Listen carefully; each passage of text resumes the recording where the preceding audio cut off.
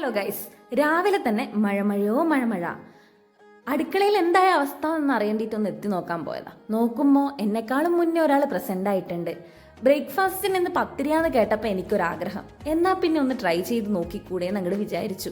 അമ്മ മാറി നിന്നോ, ഞാൻ നോക്കിക്കോളാം എന്ന് പറഞ്ഞ് സംഭവങ്ങളൊക്കെ ഇങ്ങോട്ട് ഏറ്റുവാങ്ങിയിട്ട് ഇങ്ങനെ മിക്സാക്കിക്കൊണ്ടിരിക്കുകയാണ് ഗൈസ്.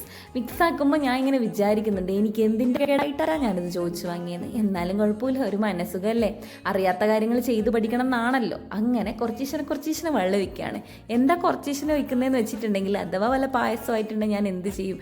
രാവിലെ തന്നെ പട്ടിണി കിടക്കാൻ വയ്യ, അതുകൊണ്ട് കുറച്ചീശനെ ഒപ്പിക്കലാണ്. അവസാനം നമ്മളെ കുഴച്ചത് ഇങ്ങനെ റെഡിയാക്കി വന്നിട്ടുണ്ട്. ഇപ്പം എനിക്കൊരു സന്തോഷമുണ്ട്. ഇങ്ങനെയൊക്കെയല്ലേ ഓരോന്ന് പഠിക്കുക. നമ്മൾ വേറെ ആരും ഉണ്ടാക്കി തരുമ്പോൾ നമ്മൾ വിചാരിക്കും എന്തൊരു ടേസ്റ്റാണെന്നല്ലേ. ഇതിൻ്റെ കഷ്ടപ്പാടൊക്കെ ഇപ്പല്ലേ മനസ്സിലാവുന്നത്. അങ്ങനെ സംഭവം റൗണ്ടാക്കി കിട്ടിയപ്പോൾ അതിലും വലിയ സന്തോഷം തോന്നി. ഇഷ്ടത്തോടെ ചെയ്യുമ്പോൾ എല്ലാം ഒരു രസം തന്നെയാണ് അല്ലേ. അങ്ങനെ തിളച്ച എണ്ണയിലേക്ക് നമ്മളെ പത്തിരി ഇട്ടതും ഗുളുഗുലാ സൗണ്ട് വന്നു. വാവ്, എന്ത് രസം അല്ലേ. ഇത് പൊന്തിയും കൂടി വന്നിട്ടുണ്ടെങ്കിൽ സബാഷ്, സംഭവം സെറ്റാണ് ഗൈസ്. പൊന്തി വന്നിട്ടുണ്ട്. ഇനി ഇത് അകത്താക്കണം. അങ്ങനെ ഇതാവാൻ വേണ്ടി റെഡിയായി ഞാൻ നിൽക്കുകയാണ്. അപ്പോൾ അമ്മ പറയുന്നത് മീൻകറി റെഡിയായിരുന്നു. ഒന്നും നോക്കിയില്ല, പ്ലേറ്റ് എടുത്തു, പത്തിരി എടുത്തു, മീൻകറിയും കൊണ്ട് ഞാൻ അങ്ങോട്ട് വിട്ടു. പോയി കഴിച്ചു നോക്കി, അടിപൊളിയായിരുന്നു. മറ്റൊരു വീഡിയോയിൽ കാണും വരെ ടാറ്റാ ബൈ ബൈ.